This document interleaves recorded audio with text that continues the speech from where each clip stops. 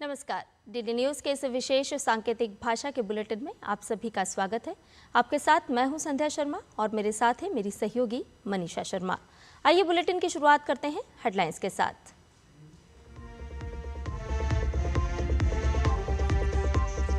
गृह मंत्री अमित शाह आज से 2 दिन के गुजरात दौरे पर। पहले दिन गांधीनगर में कई विकास परियोजनाओं की करेंगे शुरुआत।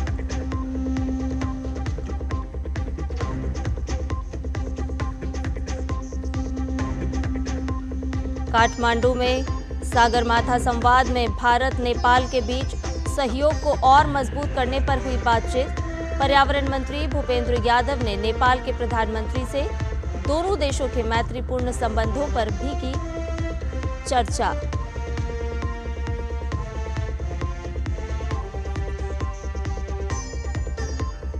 अमेरिका में ट्रंप को दोहरा झटका। बढ़ते कर्ज और ब्याज के कारण मूडीज ने घटाई अमेरिका की रेटिंग। टैक्स बिल पास कराने में भी विफल रहे रिपब्लिकन।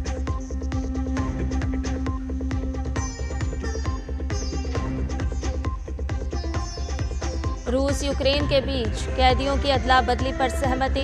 इस्तांबुल में शांति वार्ता के दौरान दोनों देशों के बीच लिया गया बड़ा फैसला।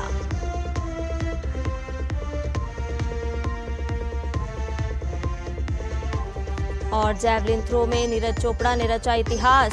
करियर में पहली बार फेंका 90 मीटर भाला। दोहा डायमंड लीग में दूसरे स्थान पर रहे नीरज।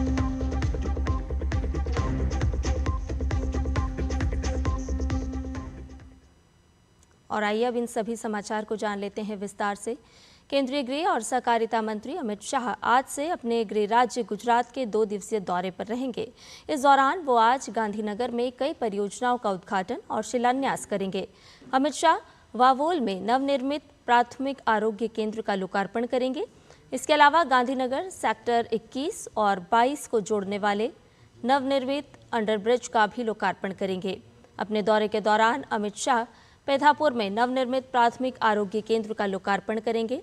वो गांधीनगर महानगर पालिका द्वारा जीर्णोद्धार किए गए कोलवाड़ा तालाब का भी लोकार्पण करेंगे। साथ ही गांधीनगर महानगर पालिका और डाक विभाग के विभिन्न विकास कार्यों का उद्घाटन और शिलान्यास करेंगे।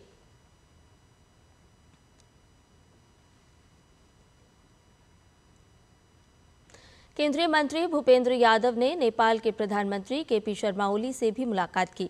दोनों नेताओं ने कहा कि भारत और नेपाल के बीच घनिष्ठ और मैत्रीपूर्ण संबंध ऐतिहासिक, सांस्कृतिक, सभ्यतागत और लोगों के बीच संबंधों में गहराई से निहित हैं।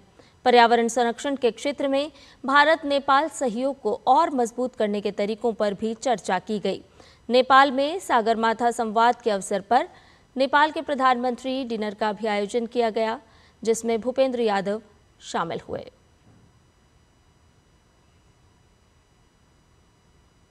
केंद्रीय पर्यावरण, वन और जलवायु परिवर्तन मंत्री भूपेंद्र यादव ने काठमांडू में सागरमाथा संवाद के दौरान नेपाल के अपने समकक्ष एन बहादुर शाही ठाकुरी से बैठक की। दोनों नेताओं ने पर्यावरण के क्षेत्र में विभिन्न द्विपक्षीय और क्षेत्रीय पहलों में हुई प्रगति की समीक्षा की और आगे के सहयोग के अवसरों पर चर्चा की। इसके अलावा दोनों पक्षों के बीच ऊर्जा साझेदारी, इंटरनेशनल बिग कैट अलायंस में भागीदारी के रूप में मिलकर काम करने और बाघ संरक्षण पर ध्यान केंद्रित करते हुए जैव विविधता संरक्षण सहित कई मुद्दों पर बहुउपयोगी चर्चा की। साथ ही पहाड़ी इलाकों में जंगल की आग से लड़ने में सहयोग की संभावनाओं पर भी बातचीत हुई। पर्यावरण मंत्री भूपेंद्र यादव ने सागरमाथा संवाद के अवसर पर नेपाल के विदेश मंत्री डॉक्टर आरजू राणा देउबा से मुलाकात की। इस दौरान दोनों देशों ने स्वच्छ ऊर्जा, जैव विविधता संरक्षण और भूमि क्षरण को रोकने पर ध्यान केंद्रित करके जलवायु लचीले और टिकाऊ भविष्य के लिए हमारी साझेदारी को गहरा करने के बारे में विस्तार से बात की।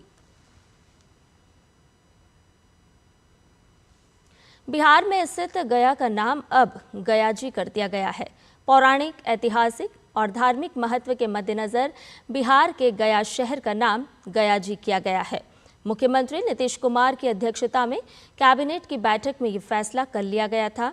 ये शहर बिहार के सबसे खूबसूरत शहरों में से एक है और अपने पौराणिक कथाओं के लिए भी बेहद प्रसिद्ध है। इसके साथ ही ये शहर विश्व के दो बड़े धर्म हिंदू और बौद्ध की आस्था का भी प्रमुख केंद्र है। इसके अलावा यहाँ लोग अपने पूर्वजों के लिए पिंडदान और श्राद्ध करते हैं। बौद्ध धर्म के ग्रंथ के मुताबिक महात्मा बुद्ध को ज्ञान की प्राप्ति भी यहीं हुई थी। मूडीज ने बढ़ते कर्ज और ब्याज के कारण अमेरिका की सॉवरेन क्रेडिट रेटिंग घटा दी है। विश्व की 3 प्रमुख क्रेडिट रेटिंग एजेंसियों में से एक मूडीज इन्वेस्टर्स सर्विस यानी मूडीज ने अमेरिका की क्रेडिट रेटिंग का AAA से घटाकर AA1 कर दिया है। ये निर्णय बढ़ते राजकोषीय घाटे, बढ़ते कर्ज और ब्याज दरों के कारण लिया गया है। इस कदम का अर्थ है कि अमेरिका को अब उधार लेने में अधिक ब्याज दरें चुकानी पड़ सकती हैं और निवेशकों का विश्वास भी कम हो सकता है। दूसरी ओर रिपब्लिकन को टैक्स बिल पास कराने में भी विफलता का सामना करना पड़ा है। हाउस रिपब्लिकन शुक्रवार को बजट समिति के माध्यम से कर छूट और खर्च में कटौती के अपने बड़े पैकेज को आगे बढ़ाने में नाकाम रही। 16 के मुकाबले 21 मतों से टैक्स बिल को मुंह की खानी पड़ी। बजट समिति रविवार को फिर से प्रयास करने के लिए बैठक करने की योजना बना रही है। रूस और यूक्रेन ने 1,000 कैदियों की अदला बदली पर सहमति जताई है। तुर्की के इस्तांबुल में रूस और यूक्रेन के प्रतिनिधि मंडलों के बीच शांति वार्ता के दौरान ये निर्णय लिया गया। रूस और यूक्रेन के बीच ये 3 साल से अधिक समय में पहली प्रत्यक्ष शांति वार्ता है। यूक्रेनी दल का नेतृत्व रक्षा मंत्री रुस्तम उमरोव ने किया, जबकि रूस के दल का नेतृत्व व्लादिमीर मेदिंस्की ने किया। वार्ता में यूक्रेन के राष्ट्रपति वोलोदिमीर ज़ेलेंस्की और रूस के राष्ट्रपति व्लादिमीर पुतिन शामिल नहीं हुए। रूसी प्रतिनिधिमंडल के प्रमुख मेदिंस्की ने कहा कि रूस बैठक के परिणामों से संतुष्ट है और बातचीत जारी रहेगी। इस बीच अल्बानिया में यूरोपीय नेताओं की एक बैठक में यूक्रेन के राष्ट्रपति वोलोदिमीर ज़ेलेंस्की ने वार्ता में प्रगति न होने पर रूस पर दबाव बनाने का आह्वान किया।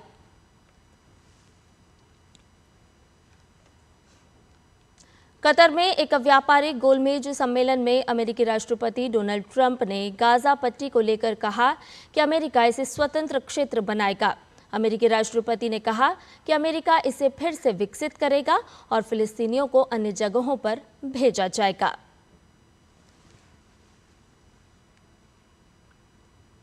अठहत्तरवें कान फिल्म फेस्टिवल में दुनिया भर के दिग्गज कलाकार पहुंच रहे हैं। हॉलीवुड कलाकार भी फिल्म फेस्टिवल के रेड कारपेट पर अपनी मौजूदगी से समारोह में 4 चांद लगा रहे हैं।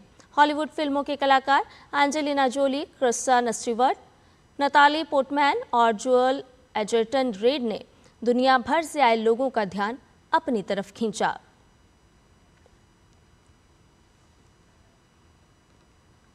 भारत के गोल्डन बॉय नीरज चोपड़ा ने दोहा डायमंड लीग में पहली बार 90 मीटर के पार भाला फेंककर इतिहास रच दिया है। उन्होंने फाइनल में अपने तीसरे प्रयास में 90.23 मीटर भाला फेंककर अपना पर्सनल बेस्ट बनाया। इससे पहले उनका सर्वश्रेष्ठ थ्रो 89.94 मीटर था, जो उन्होंने 30 जून 2022 को स्टॉकहोम डायमंड लीग में फेंका था।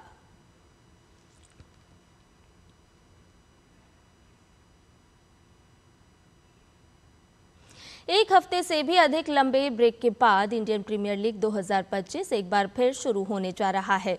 इस सीजन का 58वां मुकाबला आज रॉयल चैलेंजर्स बेंगलुरु और गत चैंपियन कोलकाता नाइट राइडर्स के बीच खेला जाएगा। बेंगलुरु के एम चिन्नास्वामी स्टेडियम में खेले जाने वाले इस मैच में बारिश का साया है। कोलकाता नाइट राइडर्स के 12 मैचों में केवल 11 अंक हैं। केकेआर को अगर यहां से प्लेऑफ में जगह बनानी है तो उसे बचे हुए सभी मुकाबले जीतने होंगे।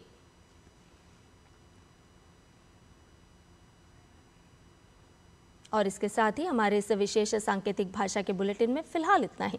मुझे दीजिए इजाजत। नमस्कार।